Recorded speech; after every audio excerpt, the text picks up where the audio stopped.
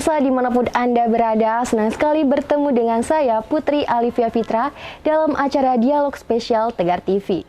Pemilihan kepala daerah akan dilaksanakan pada bulan November mendatang. Masing-masing partai politik telah mempersiapkan dan juga mengusungkan calonnya di tiap-tiap daerah. Dan saat ini sudah bersama kami Bapak Kiai Haji Slamet Anwar, anggota Komisi 3 DPRD Kabupaten Lampung Tengah dari fraksi PKB. Baik, sebelum itu kita akan menyapa bersama-sama Bapak Slamet. Oke Bapak, hari ini apa kabarnya Pak? Alhamdulillah baik. Alhamdulillah. Untuk kesibukannya bagaimana Pak belakangan ini? Kesibukannya di akhir-akhir ini biasa lah ya. Oke. Turun ke bawah, ketemu konstituen, ya. kemudian ke kantor. Kalau DPR ya karena waktunya tinggal sedikit paling emergency, paripurna itu aja. Iya, ngomong-ngomong tentang DPRD nih Pak, karena memang sudah sebentar lagi ya Pak ya akan lengser kalau kita bisa bilang ya. Untuk Bapak sendiri selama 5 tahun ke belakang selama menjadi anggota, apa saja Pak aspirasi atau usulan yang telah Bapak berikan atau tampung untuk masyarakat Lampung Tengah itu sendiri? Ya, Alhamdulillah kalau di DPR kan ada namanya reses. Ya, jadi ini bukan pokok pikiran pribadi, tapi sesuai dengan dapilnya. Nah, dapilnya, nanti apa yang diajukan, kemudian nanti akan ditampung di OPD. Ya, alami aja. Jalan rusak, drainase. Akan tetapi yang sangat berkenan selama saya menjadi anggota Dewan, sama 2 periode ini adalah saya alhamdulillah menghasilkan untuk kampung saya ya, sebagai tanda mata bahwa berhasil menjadi kampung pemekaran yang tadinya dusun. Alhamdulillah begitu saya mekar, aspirasi masyarakat saya bawa alhamdulillah menjadi kampung mandiri sekarang. Kampung mandiri. Berarti sudah ada peningkatan ya Pak ya dari masa sebelumnya hingga sekarang dengan adanya kampung itu tadi. Kira-kira apa sih Pak latar belakang Bapak ingin meningkatkan kampung Bapak sendiri? Apakah memang sebelumnya masih ada kurang dalam fasilitas atau infrastruktur atau memang ada hal lain Pak? Tentu saja, karena dalam undang-undang desa bahwa setiap desa ini akan mendapatkan fasilitas dari pusat. Baik. Akan mendapatkan fasilitas dari APBD setempat. Makanya kalau kita tidak menjadi kampung sendiri, ya otomatis kita akan hanya mendapatkan bagian daripada kampung induk. Maka kita ngobrol dengan tokoh-tokoh kampung, kemudian dengan singkat cerita, kampung ini menjadi kampung Bumi Mas sendiri, pecah dari induknya. Ya sekarang dengan apa dana yang sesuai dengan dana desa yang segitu banyaknya, kampung kita lebih maju. Transportasi jalan, kemudian mengeluarkan hasil bumi dari kampung. Sekarang selama 40 tahun yang lalu ini jalan-jalan ke pertanian ini nggak ada onderlas, sekarang sudah onderlas semua. Alhamdulillah. Sudah ada peningkatan ya Pak ya, alhamdulillah. Jadi sangat berdampak sekali untuk masyarakat sekitar ya Bapak ya, sangat berdampak. Untuk tanggapan dari masyarakat nih Pak, setelah adanya peningkatan dari kampung yang telah Bapak berikan, apakah memang nantinya ada lagi evaluasi yang mereka berikan atau cukup? Ya harapan kampung saya kan sebenarnya kami kemarin dalam konstitusi pemilihan kemarin ikut jadi lagi, tapi karena saya pindah dapil dari kampung ini, ya masyarakat juga merasa tidak bisa membantu suaranya, akhirnya ya hidup ini kan gantian. Jadi, untuk sementara ini kita turun lagi jadi masyarakat biasa. Oke, baik, luar biasa sekali ya Bapak. Berarti memang dengan adanya kesempatan Bapak sendiri menjadi salah satu wakil dari rakyat bisa memberikan dampak realitas terhadap desa Bapak sendiri ya Pak ya? Ya alhamdulillah. Alhamdulillah. Drainase kampung-kampung ini hampir menyeluruh. Oke. Itu padahal sebelum jadi kampung Barikadus 30-40 tahun yang silam itu jalan ini semuanya nggak ada yang udah latasir, lapen, kemudian jalur tengah tinggal bumi kencananya tinggal dikit ya. Karena saya kebenaran sering ada di Komisi 3, memang bagian wilayah saya ya, domain saya untuk infrastruktur. Bukan dalam arti saya mementingkan kampung saya ya kan.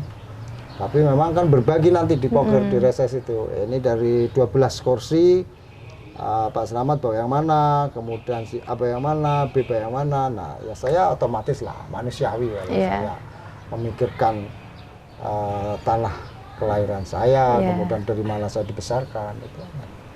Ya, luar biasa sekali usaha yang telah Bapak berikan terhadap kampung dan juga masyarakat sekitar. Untuk nantinya Pak, apakah ada hal lain yang akan Bapak rencanakan sebagai seseorang setelah nanti dilengsarkan ya Pak ya menjadi anggota DPRD? Apakah nantinya akan kembali turun bersama masyarakat untuk membentuk suatu program baru khusus di daerah ini, atau hanya menunggu saja Pak dengan anggota yang barunya nanti? Oh ya enggak lah. Jadi gini, sekarang kalau orang itu ingin bermanfaat ya tentunya bagaimana hidup ini selalu bisa mewarnai yang bermanfaat. Ya sesuai dengan tupoksi klasternya. Kalau klaster mungkin kemarin-kemarin DPR ya kapasitasnya DPR tentunya bisa membawa hal-hal yang lebih kapasitas DPR lebih luas. Kalau rakyat di tingkat kampung ya di tingkat desa ya memberikan masukan mewarnai di tingkat kampung kepada kepala desa, saya selaku tokoh masyarakat memberikan masukan-masukan yang tentunya memberikan kemanfaatan untuk kampung untuk lingkungan kita sendiri. Baik, oke. Apakah selama 5 tahun ke belakang ini di saat Bapak menjadi anggota ada kendala atau hal-hal yang memang Bapak rasakan Pak? Ya terkait tentunya dengan pengelolaan ini. Banyak sekali lah ya. Mungkin ada yang kecewa, ada yang karena saya kan bukan alat pemuas ya kan. Ada yang nggak puas ya, dengan aspirasi dia tidak tercover. Tapi tentunya kami sudah berikhtiar berusaha. Seperti ada beberapa jalan yang masih belum tercover, tapi karena keterbatasan anggaran yang ada di pemerintah daerah, tentunya sampai hari ini belum terbangun. Karena kan PR toh, PR saya. Tapi karena saya sudah tidak ada kewenangan di situ ya, tentunya kita nanti mungkin dengan teman-teman yang jadi dengan pengalaman saya, dengan perkenalan saya, dengan kedekatan saya, mungkin hanya sekedar bisa membantu, memfasilitasi saja. Tidak seperti kekuatan pada 5 tahun yang lalu saya masih sebagai pejabat DPRD. Oke, baik. Mungkin Bapak kita nanti akan lanjutkan kembali bincang kita karena kita akan kembali lagi setelah jeda pariwara berikut ini. Tetap di Tegar TV.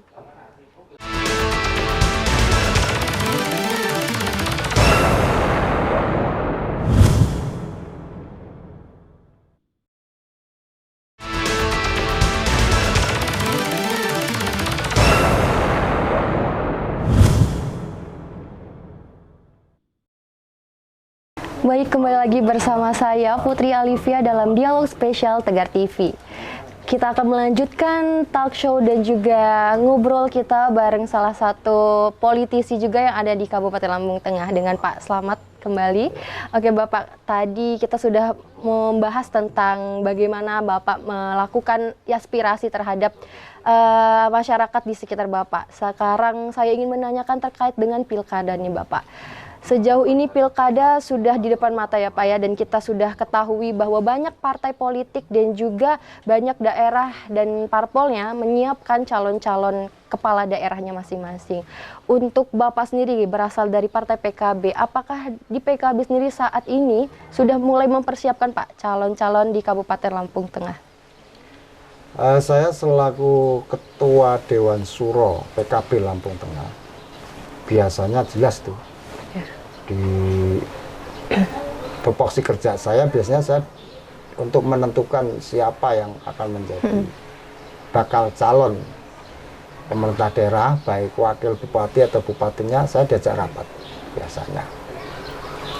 Tapi sampai hari ini PKB masih pilih-pilih kader yang terbaik mungkin ya, karena kita jangan sampai salah.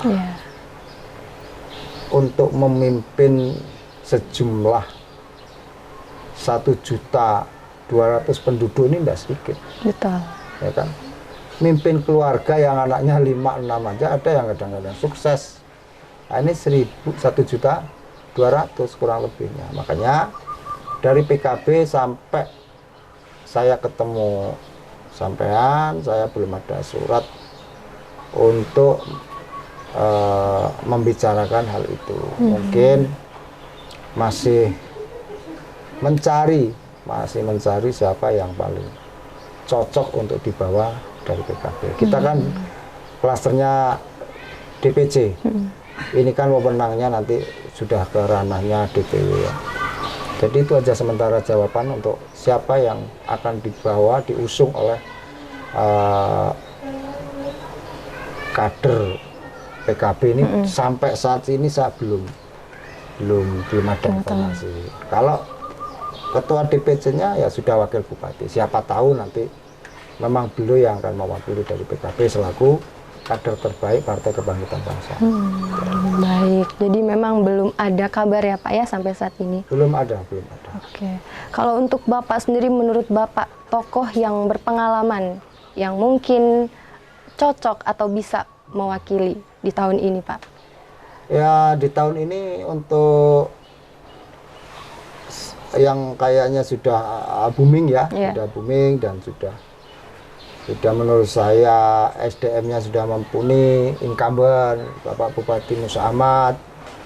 Ya beliau juga kayaknya sudah pernah memimpin satu periode ya, kayaknya lebih siap ya kan. Kemudian Ardhito Wijaya selaku wakil bupati, ya itu juga ya sudah mumpuni. Kemudian ada kemarin tuh Erlansa di yang ramai itu dari Demokrat, rekomendasinya itu juga kan mantan sekda 10 tahun.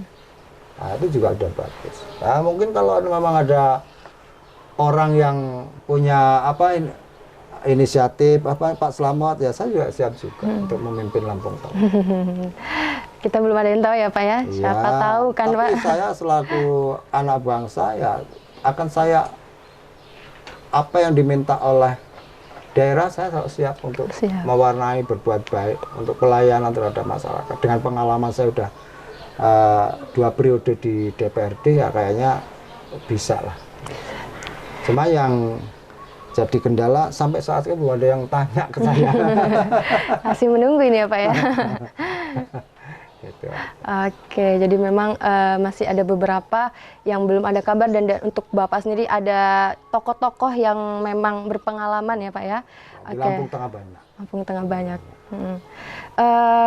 Saat ini kan banyak nih Pak, banyak tokoh ataupun calon yang biasanya diambil dari NU. Nah, menanggapi hal tersebut, selaku salah satu tokoh yang memang ada di NU, menurut Bapak bagaimana Pak?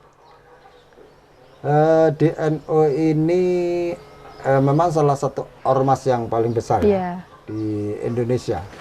Kalau kita lihat dari tingkat pusat, orang-orang NU ini selalu menjadi bunga rebutan ya kan, sebagai bunga.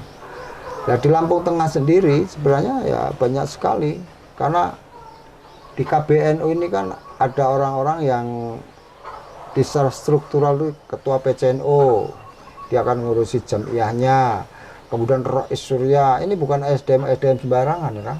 Kemudian jajaran Muslimat, jajaran di Ansor, ini sama juga udah ngurusin komunikasi sekitar dengan 800 orang ya kan.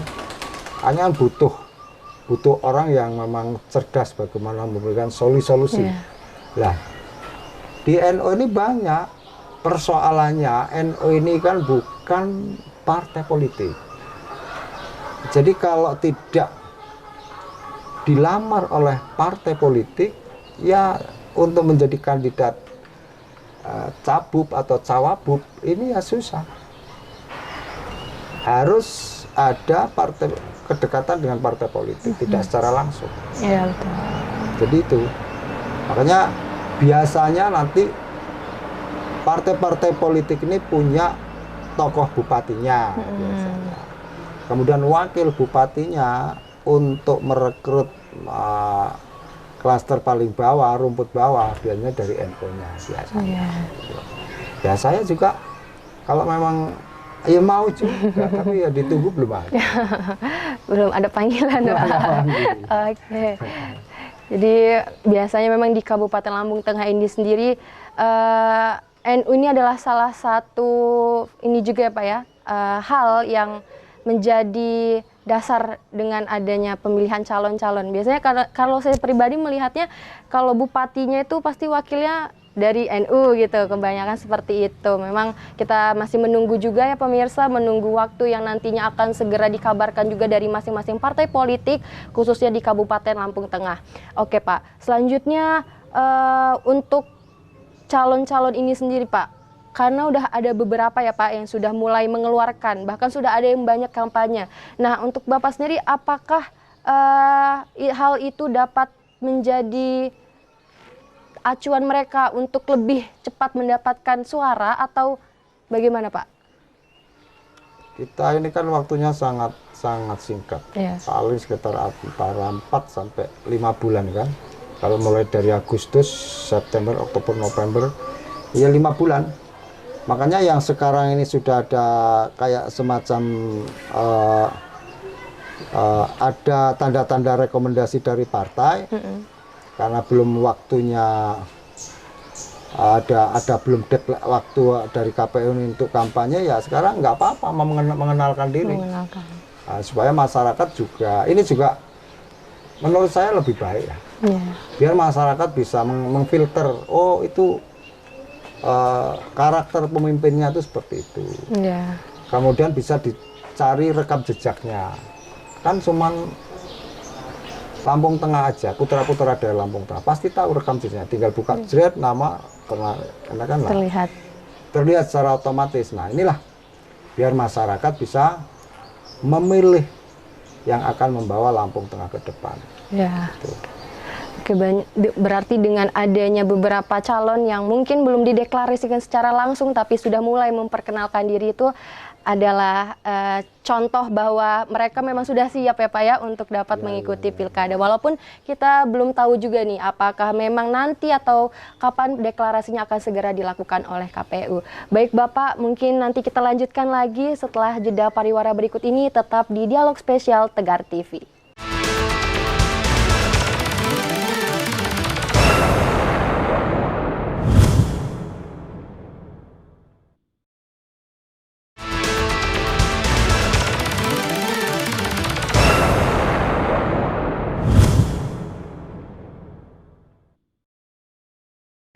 Kembali lagi bersama saya Putri Alivia Fitra dalam acara Dialog Spesial Tegar TV.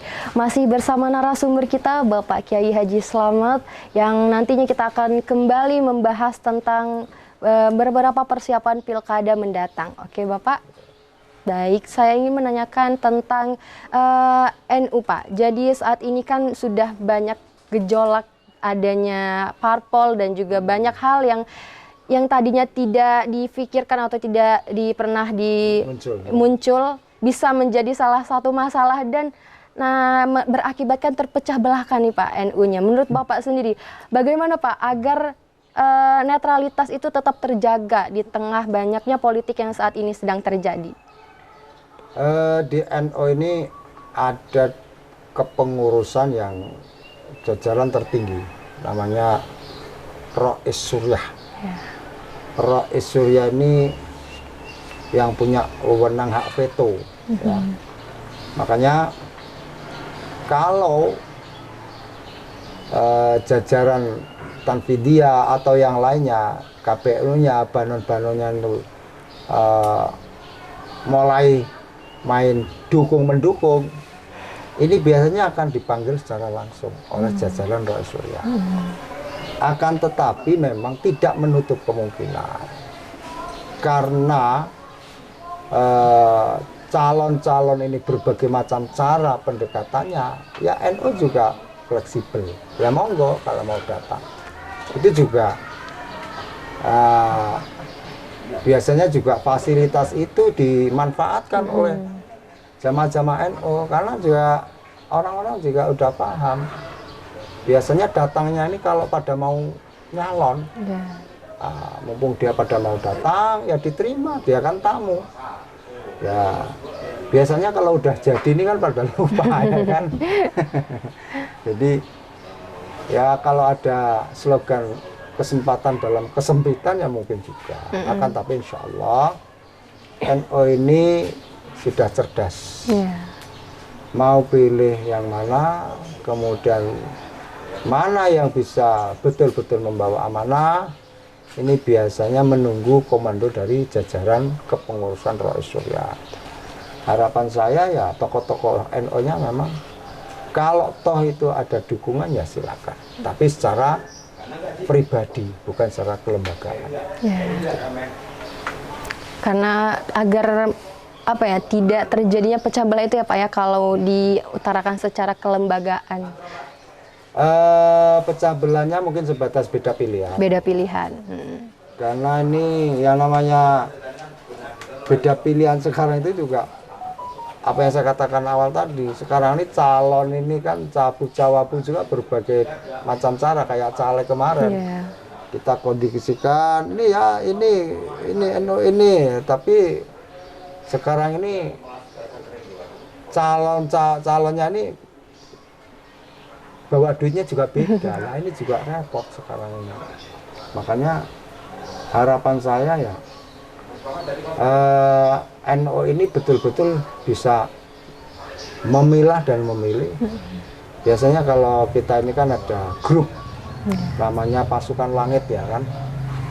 Ya itu nanti ada beberapa tokoh ulama yang khos yang nggak banyak dosa ini, kemudian mujahadah, kemudian nanti memberikan masukan kepada jamaah Nahdlatul ini loh yang terbaik. Itu mungkin nanti akhirnya seperti itu, biasanya ngikut yang ke sana. Insya Allah sakralnya di NU masih ada lah. Insya Allah di NU sendiri memang orang-orang yang sudah tahu lah ya, paham, bisa membawa diri gitu ya Pak ya.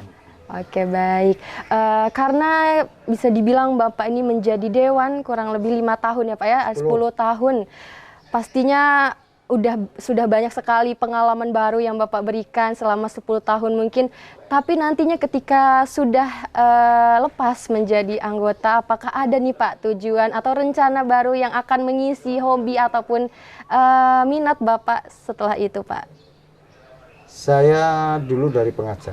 Saya dari pengajar, saya akan lebih istiqomah di pondok pesantren, kemudian di majelis-majelis taklim, kemudian di ya selayak seumumnya saya hidup di perkampungan ya, waktunya ke ladang, ke sawah ya ke sawah, itu aja.